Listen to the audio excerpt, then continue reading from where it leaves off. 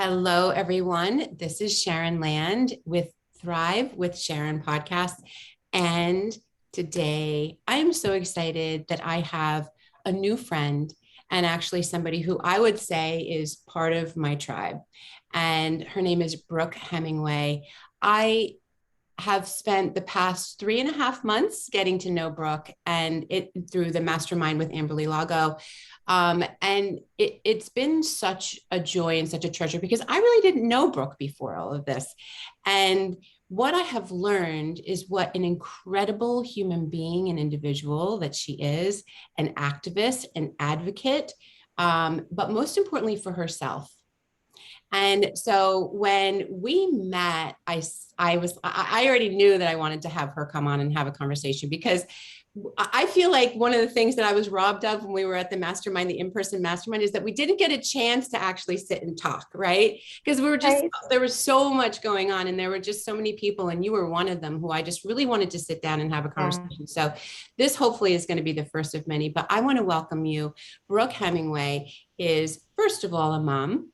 She is a beautiful, very, very inspiring woman who has 6 children and is an entrepreneur and has 4 very successful businesses. So not only can we learn from her own way that she has moved through life and really maintained integrity, but also there are so many different things that we can learn from Brooke as far as like what it's like to be a strong woman, what it's like to be a woman in business, and how that can really look. So Brooke, I welcome you and I'm so excited that you're here today.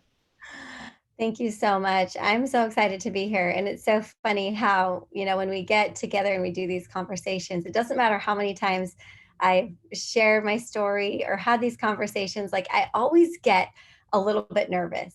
You know that feeling where you have like the sweat trickling down your back, that kind of feeling, right? Or the sweaty pits. I mean, everybody listening knows, like, and I think it's because before we get ready to talk about some true things and we get ready to dive into some juicy topics, it's because we're about to talk about some truths.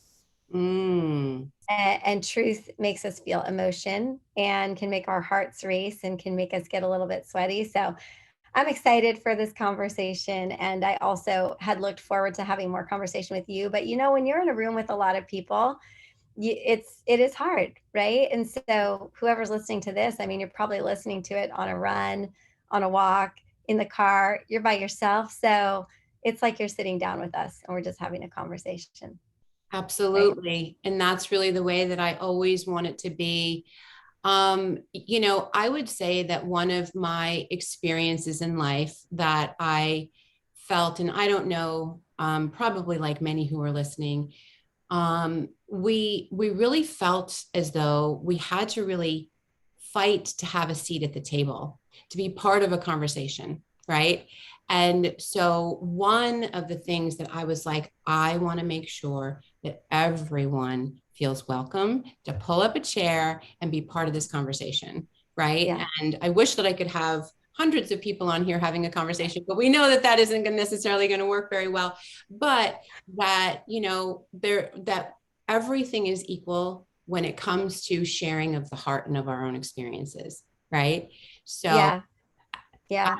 We're all more alike than we are different, right? So we might come from different backgrounds or have different experiences in life, different preferences, but at the heart, we all share the same types of struggles, feelings, disappointments, discouragements, victories, whatever it is. Like we are so much more alike than we are different. So I think you can be somebody listening to this and have no kids, or you can be a man listening to this and you don't have to have 6 kids. And I don't have to have no kids to understand you. Like we can understand each other from the heart, you know?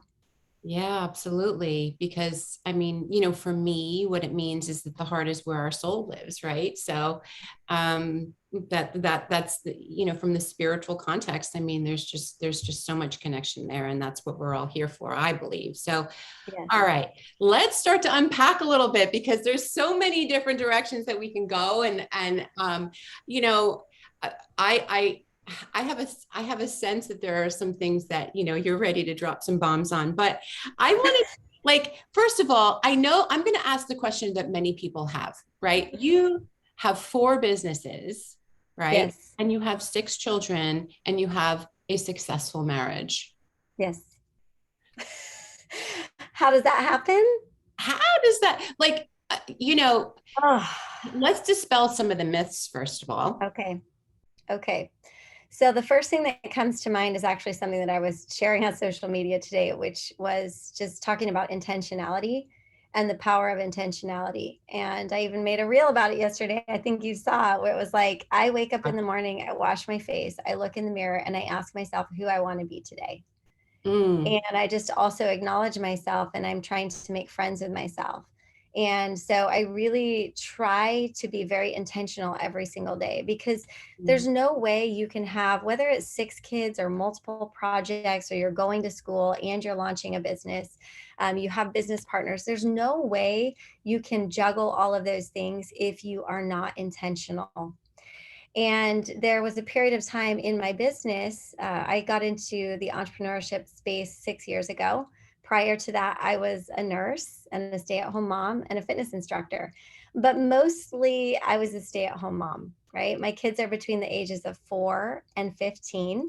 I've been married for 23 years to really, truly the perfect man for me, that God knew I needed somebody like him because he's opposite of me, but it complements me so well. And so 23 years, we've been together. We didn't have any children for 8 years. And then I laugh and I say, well, I mean, we just couldn't keep our hands off each other at that point.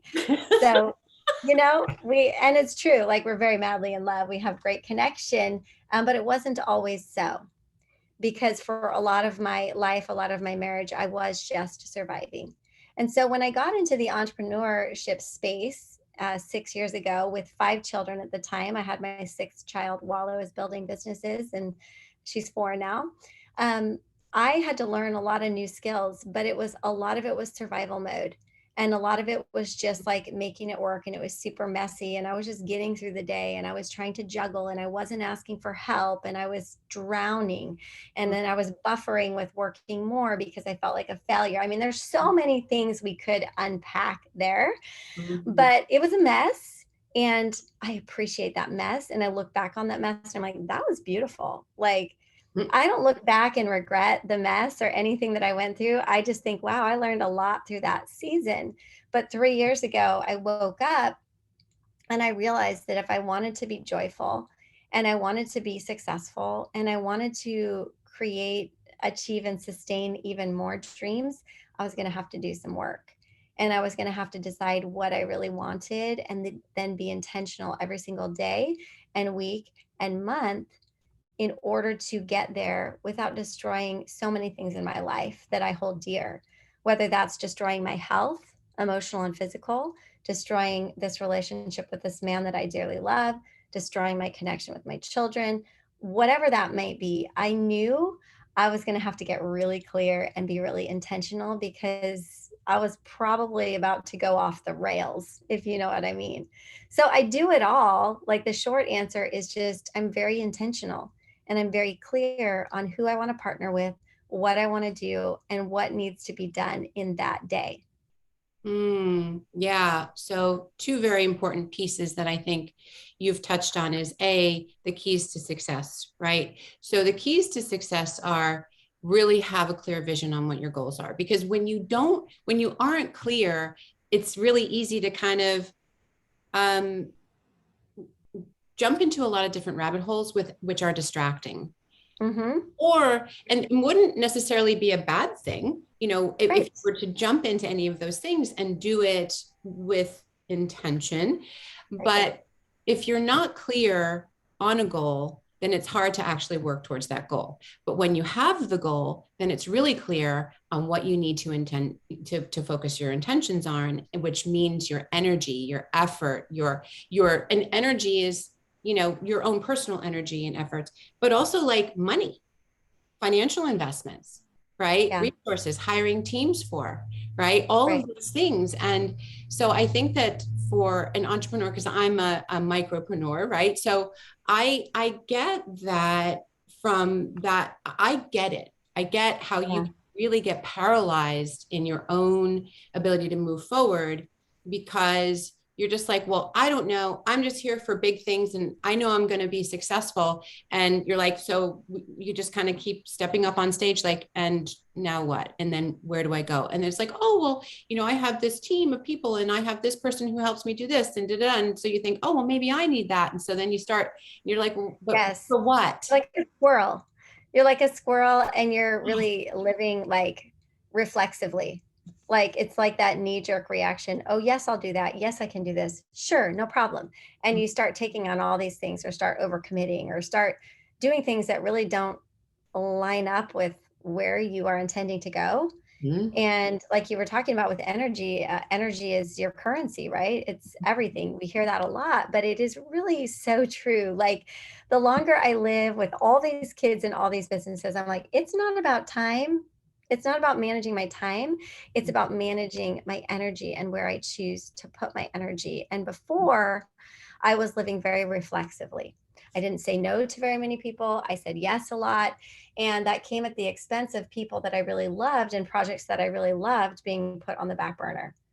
And that wasn't filling my soul, but Mm. it was fulfilling a need that I used to have. And that need, goes far, far back, but that need of approval, that need of wanting to belong, that need of wanting to please people, that need of wanting to make sure everything is okay and everyone is okay.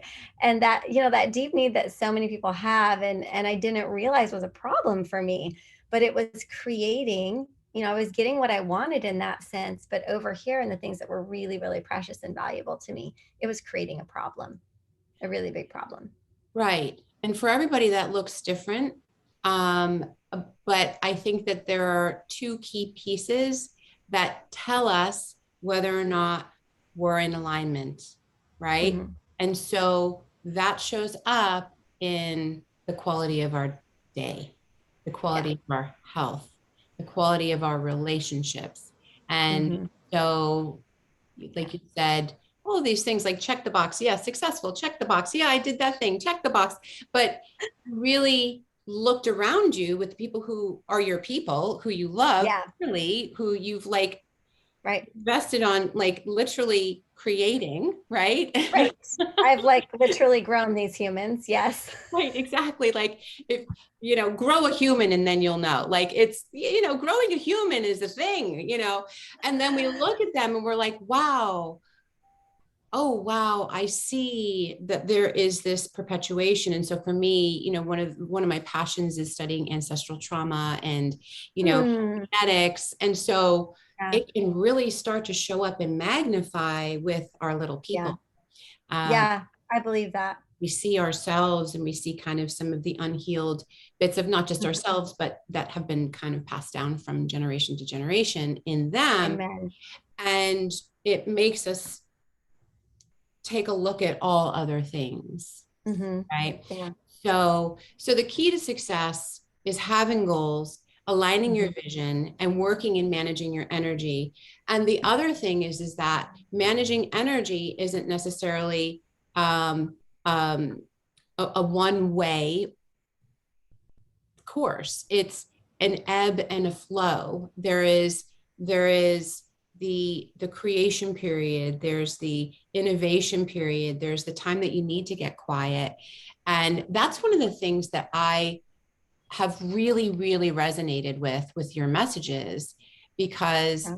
you on all fronts, I mean, having four successful businesses, Yeah. from a professional standpoint and from a financial success, Yeah. you're like hugely successful in many different ways, right? Yeah. But the thing that I love, because I'm very mindful about messages that we're giving out to the world, Yeah. right? And the thing that I love about what you are sharing is Yeah. the many different shades of what that looks like. And part of that is the rest. Part of Yeah. that is the ability to actually like leave the space so that you can be creative, Yeah. right? It's Yep. not just about go, go, go, do, do, do. Right. Because I was a really great doer.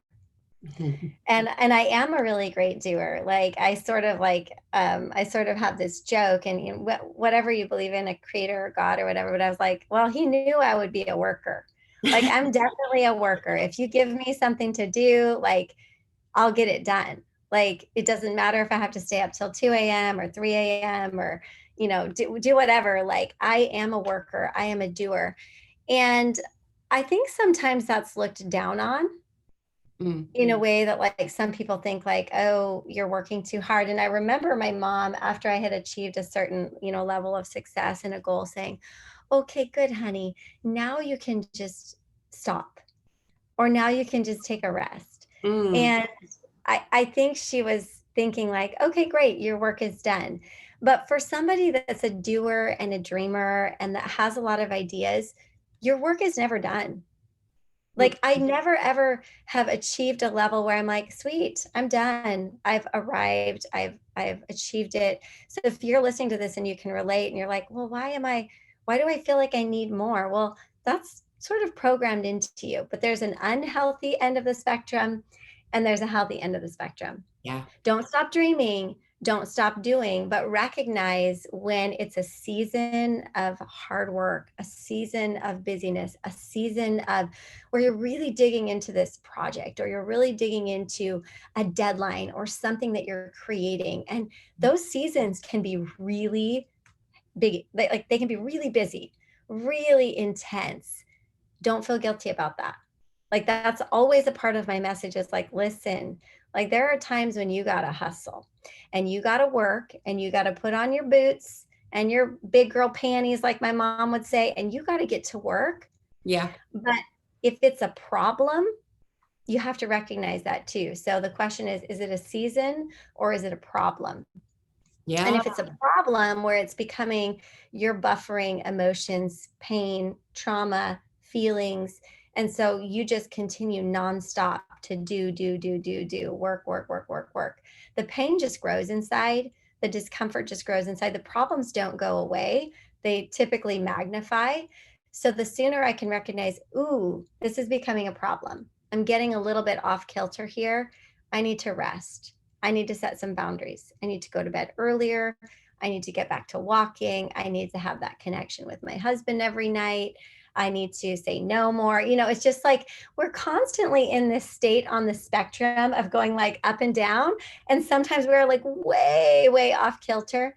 Don't beat yourself up. Just be like, ooh, I recognize that's a little bit off. Let me try to move back to center a little bit. I feel like I am constantly checking in with myself and asking, is this a season where I just really have deadlines? Or is this a problem? Am I going to this thing to buffer or cover up what I'm really feeling and what's really going on? And I believe in hard work, but I believe that we absolutely need times of rest, because when we rest, number one, we're just healthier physically and emotionally. Yep. But number two, the rest allows us to be alone with ourselves, our Yes. ideas, our creativity. Yes. It allows us to think. And one of the things I was thinking about, Sharon, if I can just kind of insert this a little bit, Yeah. is that before I think I was afraid to have time alone with myself, and I was afraid to experience the feelings.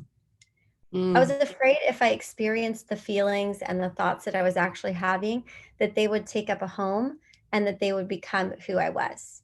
Like Mm. I didn't understand that it was healthy to feel the feelings and the thoughts that I was having and to just sit with them, Mm. and to be like my friend Cynthia says, our feelings are our friends.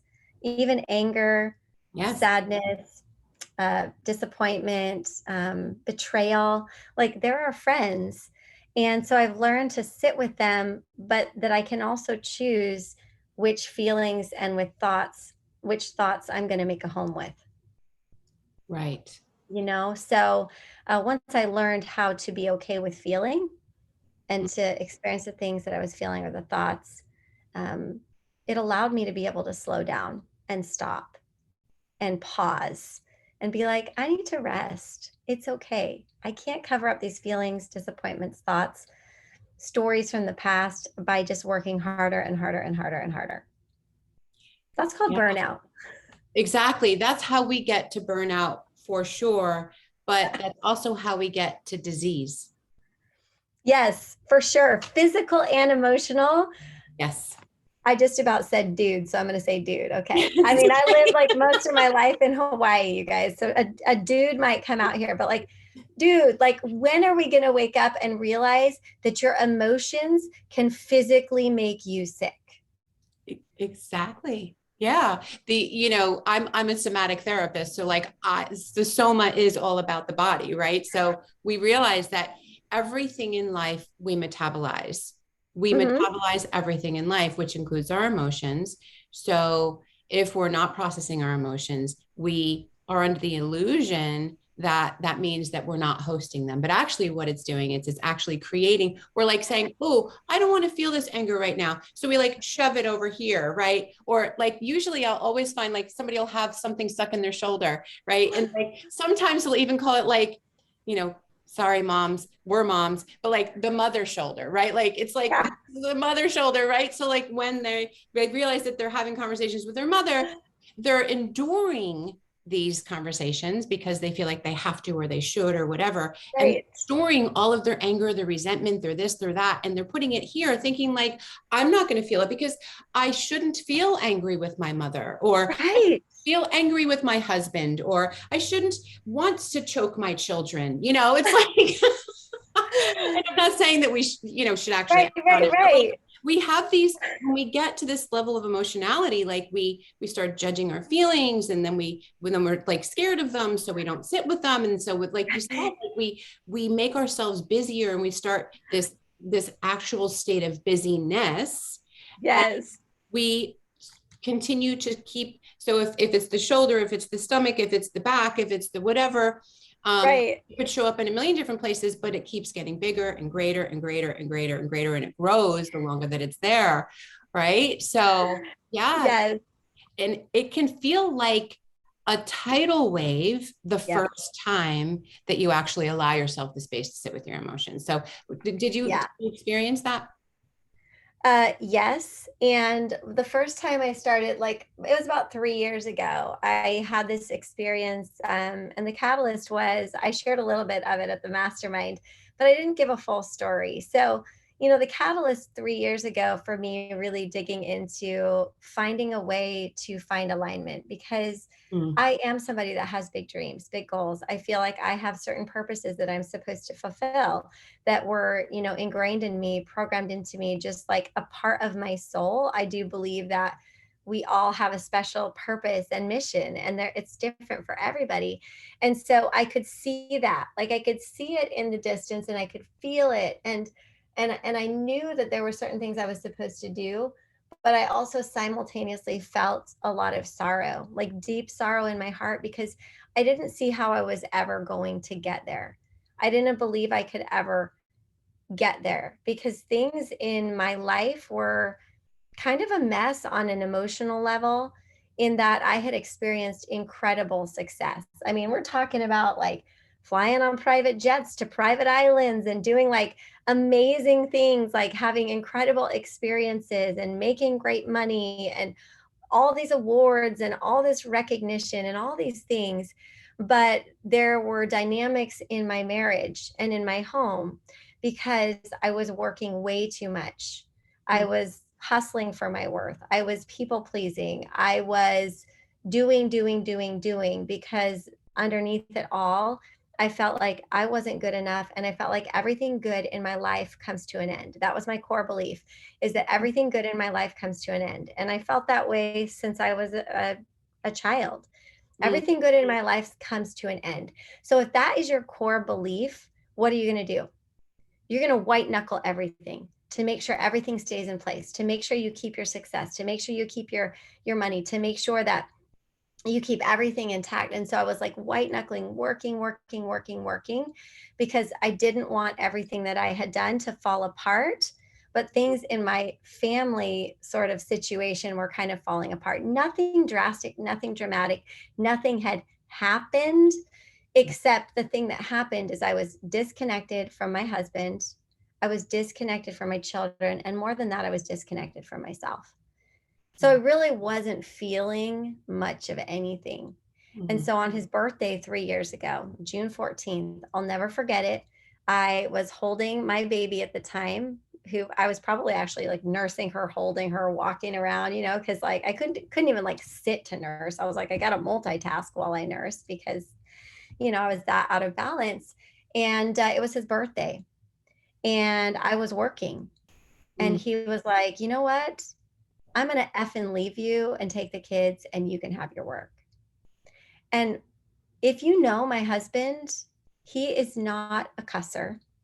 Certainly not the F word. And he didn't say effing. He said the real word, right? He is this good Christian, strong, like amazing man, the best, most loyal person. But I had pushed him too far with my disconnection and Mm. with my buffering. And when he said that, I felt nothing. I Mm. felt nothing. And that to me was like a red flag, because if the person that you love the most, that respects you and is a good human, and you have created this beautiful life together, says that to you and you don't feel something, there's something off. And so he left and he took the kids to the beach and I stayed home with the baby and I sat in the rocking chair and I just thought, and I was like, all right, you know, we got to figure some things out. And when he came back a couple hours later, we went in the bedroom and we just talked. And it's so funny, like I literally look back on that conversation and it was good. It was a very calm conversation, but it was a very honest conversation, and it was the start of real, honest, true conversation in our marriage. And that was 20 years into our marriage. Mm. Right, because we've been married 23 years. That was 20 years into our marriage, and we always had a good marriage. There was nothing wrong with our marriage, but were we necessarily super connected on a soul level, or were we going through the motions? He used to work 80 to 90 hours a week, and then it just flipped and I was working 80 to 90 hours a week. So we were just really not connecting. And so I told him, like, two things. One, if you ever leave, you'll never get the kids and I'll take everything you have, just so you know. That's the fire in me. Like that's the spice in me. I was like, so you're never going to say that to me again, because number one, that's not happening. But number two, I know I need to work on myself, and you need to work on yourself, and I need you to be patient. Mm. Like I just need you to be patient. And for anybody that's struggling through, figuring out emotions, healing from trauma, healing from disappointment, going from a place of, really working your tail off and burning the candle at both ends and getting to a place where you feel disconnected from yourself or from others. One of the number one things that you need to tell yourself every single day when you look in the mirror, and also those that are in your circle, in your home, is please be patient with me. Mm. I need you to be patient. I'm a work in progress. I'm getting there. I'm aware. I'm absolutely painfully aware, because we all are, right? We're all so aware of our garbage and our crap and the things that we do. And as a support person, you don't need to point those things out to somebody. That's They're right. aware. And as somebody that's trying to change, it really helps your partner or the people that you're working with to say, I'm aware. I know I messed up. I know I'm not perfectly holding my commitments that I said I would to you, but I'm trying. I need you to be patient.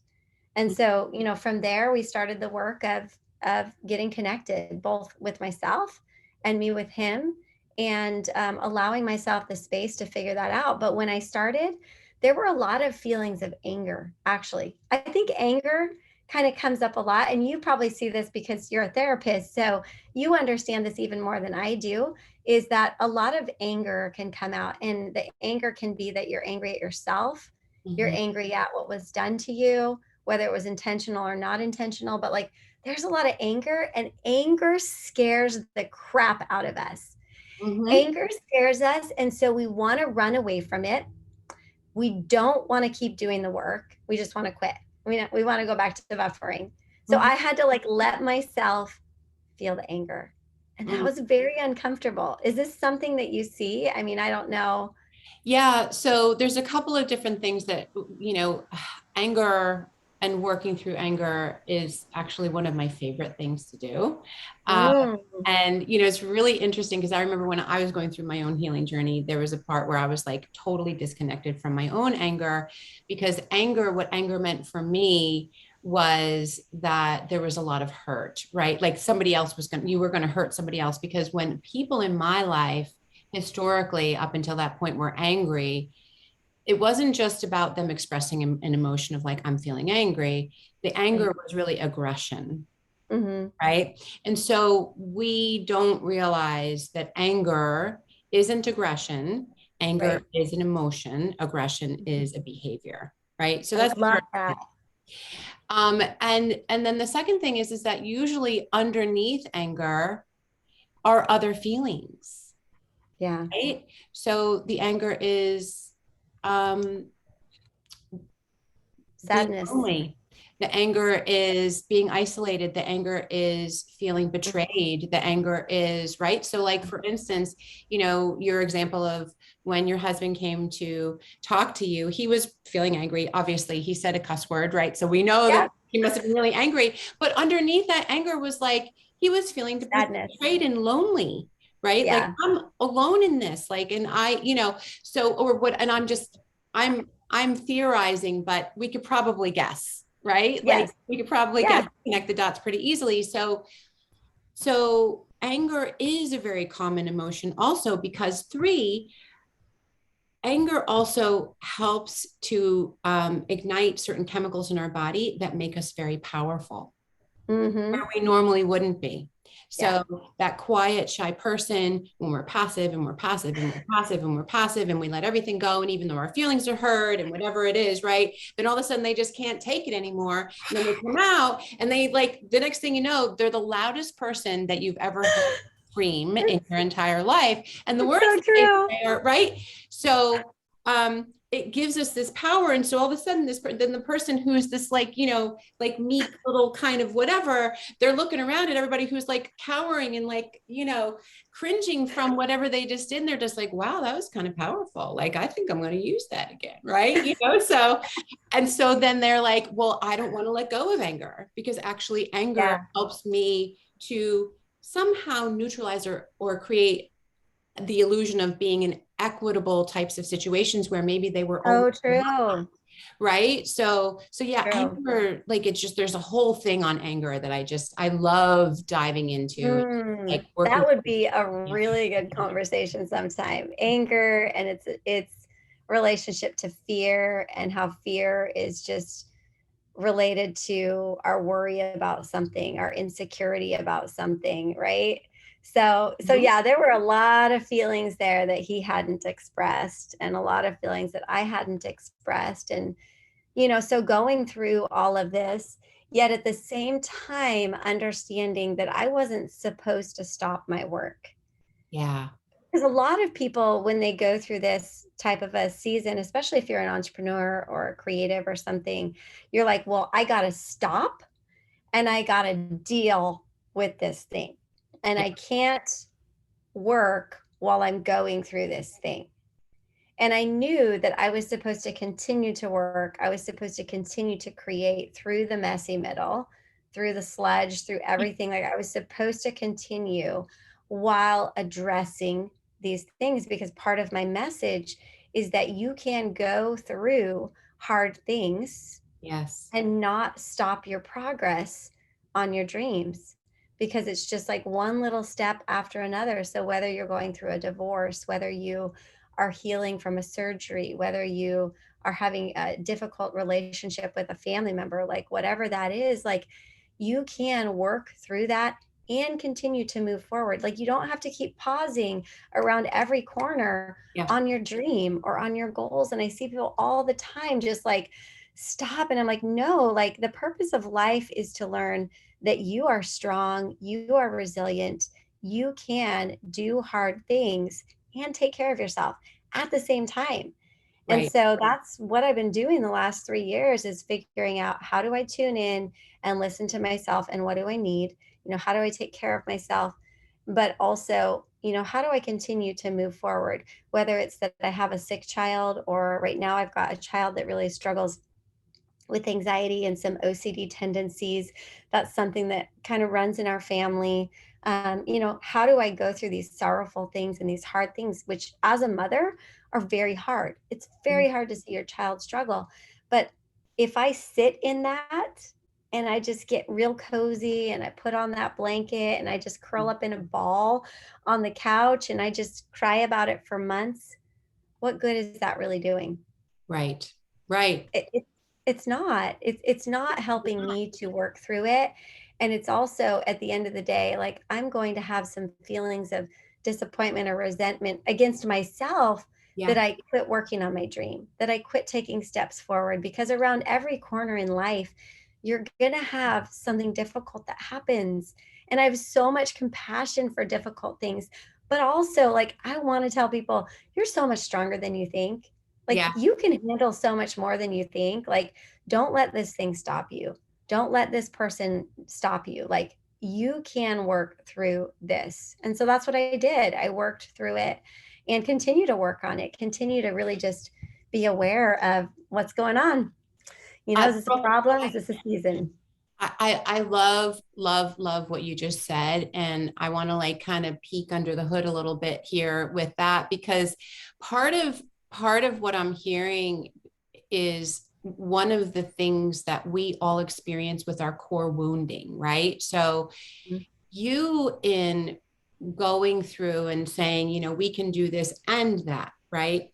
So I can grieve and also continue to work on being successful. I can do this and that. And so part of the reason why people stop, I believe, in Mhm. pursuing things because something may happen, it's because it's validating a fear within them, right? A core Yes. wounding. So one of those core woundings, one really big one, and especially women, and I would say most people right now in this world are all feeling a little bit off kilter, a little bit off Yeah. balance, right? Because of Yeah. the unpredictable nature of the way things are right Right. now, right? Mhm. Is abandonment, Mm. right? So part of what you did, whether you realize it or not, is you Yeah. were actually like saying to your psyche, like, I am not going to abandon you, Right. even in these really hard times. I'm Mhm. not going to let everything go Right. for something that's really challenging. But the best thing that we can do is to continue to be strong and to continue to work towards building these things. And it's really hard, especially for women. I don't know about you. I'd love to touch Yeah. into this. Is that being a woman and being a mother Yeah. and being in a position where you're some in some way successful in business and Yeah. professional outside of the home, there's Yeah. always natural guilt that like any time that somebody's wounded or bleeding, Mhm. hurting or suffering or you know whatever, just fill in the blank of the need, right?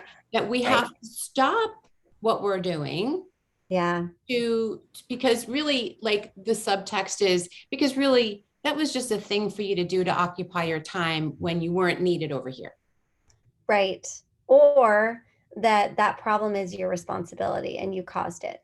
Ooh, oh yes, yes. Yes, because, you know, having 6 kids, and I've actually had 2 children, my oldest 2 children have struggled with different things. My second child, when he was born, he had a stroke, and it was a pretty massive stroke. It changed his brain. And so he is like a brilliant child. He's 13. He plays the piano by ear. He did AP physics in like 7th grade. You know, he's just like kind of a bit of a savant and this beautiful athlete and everything. He's like Adonis with like musical talent and brains, I've but seen, he's a I very, mean, your videos are just like of him are incredible. Yeah. yeah. And he's like this brilliant soul, but he's also very sensitive. And so he got into a situation where he doesn't really understand unkindness. Like he doesn't understand like why people would do that. It just doesn't resonate with his soul. And so he got into this situation where he was bullied, and the bullying led to restrictive eating, basically eating disorder, about a year and a half ago. Guess who I blamed for that? Me, Mm-hmm, right? Did mm-hmm. I abandon him because I was working? Did I abandon him as his mother? Was I just not aware enough? Did I not see the things? Like I blamed myself for that. I worked through that. Oldest son, starting to develop OCD tendencies, anxiety. Who did I blame? Myself, right? I have a history of anxiety too. My husband has some history on his family side of some um, brain health issues. And so literally, I always ask myself, how did I contribute to that? I don't think that that's a terrible question to ask yourself, because sometimes there are things that we do to contribute.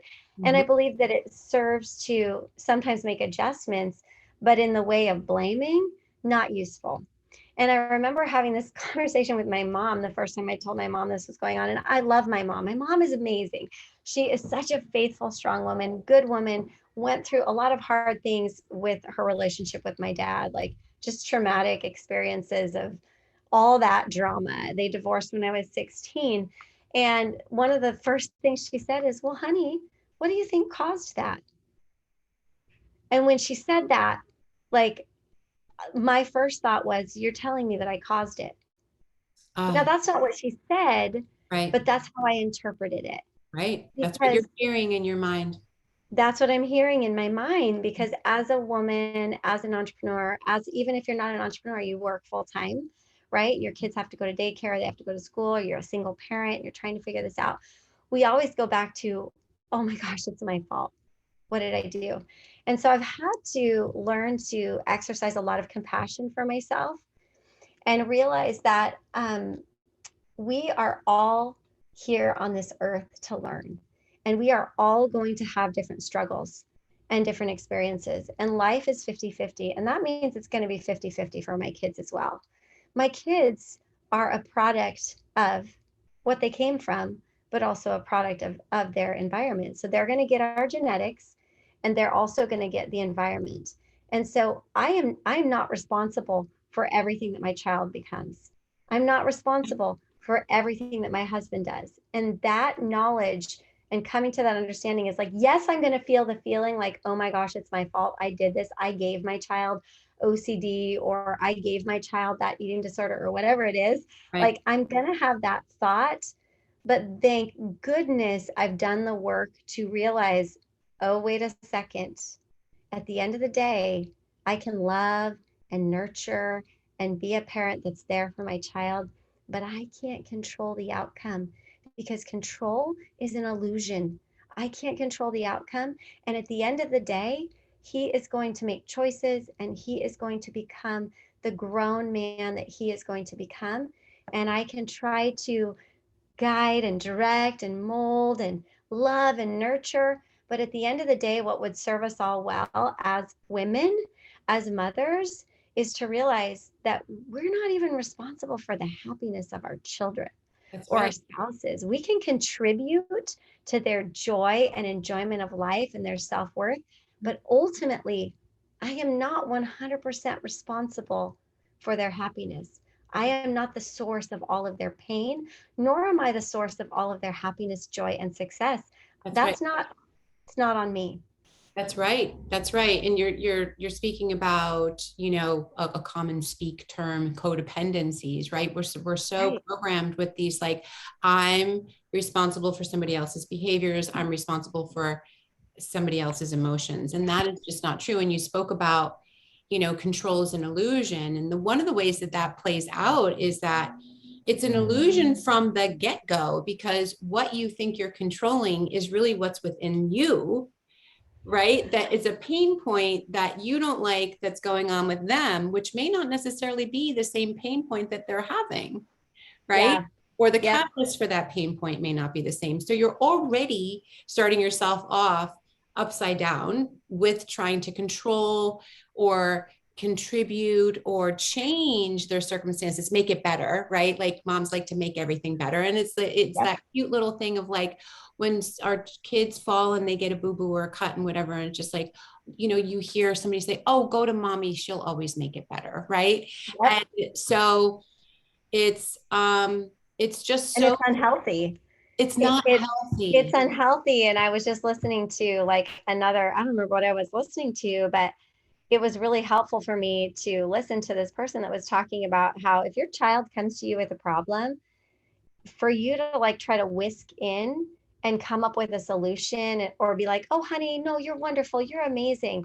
It's like you're saying to them, you're not strong enough to figure this out, let me just fix it for you. Right. And so it's disempowering. Or you're not acknowledging their emotions and their feelings. And so now when my 15-year-old comes to me, I just hug him on the couch and I ask him, well, tell me how that feels. Mm. Like I'm like, okay, I'm going to listen to this and I'm not going to judge it. I'm not going to judge that I'm responsible for it. Like, it's not my job to fix all of his problems. So it has been really, really hard, because one of the things when you were talking that I wanted to touch on too is this concept of all or nothing. Yes. So many of us we are all or nothing in Yes. everything. And I used to be all or nothing, whether it was with exercise and my workouts or homeschooling my kids. Like, for the periods of time that I homeschooled my kids, I would get up at 5 a.m. and I would do all this lesson prep, and it had to be perfect. And I made them work really hard, and I graded all these papers, and it was like all consuming. Yeah. But what if it doesn't have to be all or nothing? What Right. if it can be a little bit of everything? What if it's the Yeah. and? Like, I can be an amazing mom, and Yeah. I can be really successful in business, and I can have a hot, awesome marriage. That's Like, right. what if it's and? It is and it is it is and I love that we can ask ourselves that, and that we give that question for other people to ask themselves Yeah. too.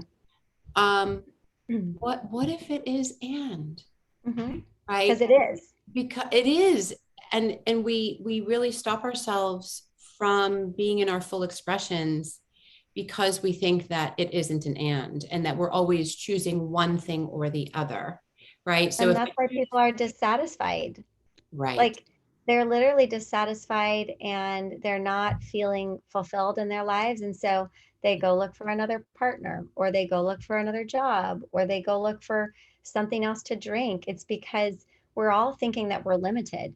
And it is literally like soul crushing to think that way. I think it crushes our soul when Yeah. we think that way. And so if you can allow yourself to receive and accept that it's not a choice of what you get to do, and that also, if you're choosing to do multiple things, you might have to adjust your expectation of what that looks like, Yeah. right? So my house isn't clean all the time. My kids sometimes look like, I don't know, maybe they just rolled out of bed because they did. Like, literally, it might look different, but you can have it all. It's just that you have to change your expectation of maybe what the components look like. Yeah. So you're unlimited, just change your expectations a little bit of what the components are going to look like. Right, exactly. And that comes from within, not from someone else telling you what that's supposed to look like.